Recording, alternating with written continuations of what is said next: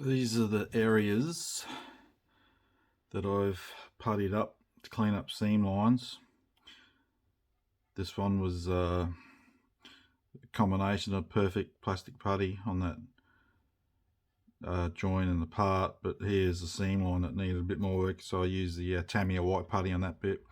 I've sanded that back, that one. I've still got to sand back this one.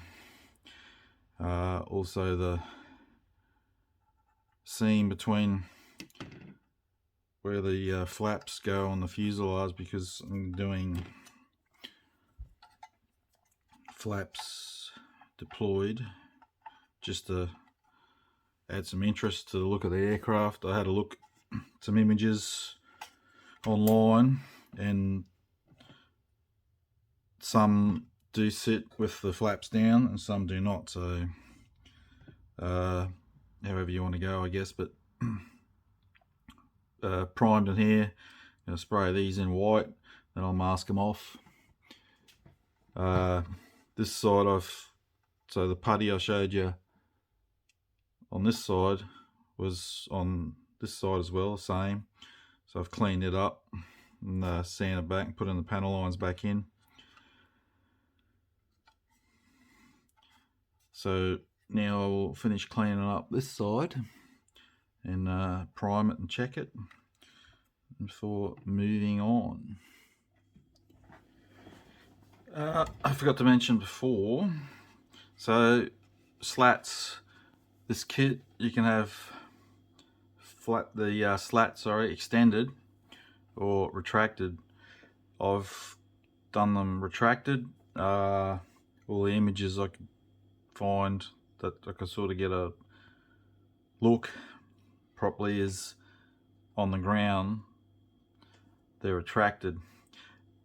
But if you wanted to show more of the aircraft, you could do deployed. There's other parts for that, so there's a different set of slats, and there's the locating tabs you put on that'll fit on the mounts on the wing, so they'll be deployed. It'd be a nice look, but I just went with them retracted. If you do have them deployed, you'll have to clean up seam line between the upper wing and the lower wing, which is no biggie, but it's just a heads up there. Alright, the nose is on, fitted good. I've put the cannon together, put that on. Again, all fit well. It just plugs in to a recess under the nose there. I might need a bit of putty, just a smidge over there, just to even out those panel lines. As you can see, I painted the speed brake bay, landing gear bay, and the nose gear. I've got to give it a gloss yet before I mask it up. So the other areas are cleaned up. I'm gonna do that gloss on the white, mask, and then I'm gonna probably have a look at doing the center, the nose combing for the instrument panel, and the center one, just to have a look and put the ejection seats together and just dry fit to see if I can mount the nose I will be able to, but the centerpiece between the canopies, whether I can put that in and put the seats in later, just to make sure that will work that way. If not, the seats will have to go in before I glue all that on. So I've made up this section in between the canopies. It's a clear part. It's a clear part and two grey styrene pieces. So the rear one's got the mirrors and moulded into it. Use the kit masks, which fit good, but the diagrams and instructions are back to front. But you'll easily work that out, because when you go to put it on, you go, what? That don't work. It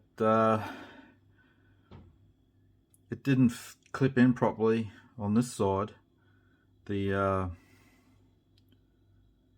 holes look different sizes, but the actual plastic this clear part, the tab had the larger side for the smaller hole, so I've trimmed down the clear tab piece to get it to fit. I mean, it's no big deal, but I just couldn't work it out. Why wouldn't they just make two pieces that are the same?